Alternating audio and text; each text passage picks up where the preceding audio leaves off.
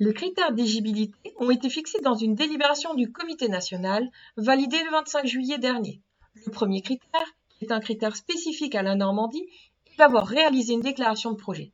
Cette déclaration de projet va être mise en place prochainement pour les attributions 2026.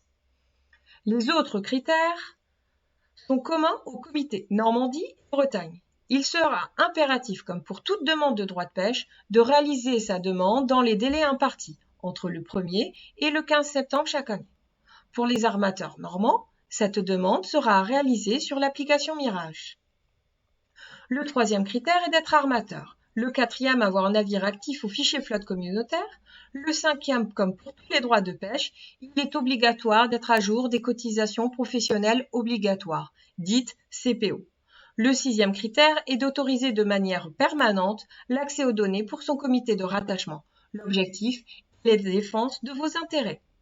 De plus, il est intégré comme critère d'éligibilité de ne pas avoir changé de région du quartier d'immatriculation.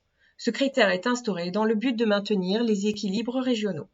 Pour renforcer cet objectif de maintien des équilibres régionaux, il faudra garantir que le port d'attache est bien situé entre Granville et Dielette.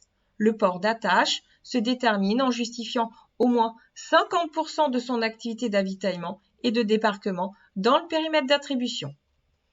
Afin d'avoir une cohérence entre les licences régionales et les droits d'accès de Jersey, il est obligatoire de détenir une licence professionnelle correspondant à l'option de métier demandée.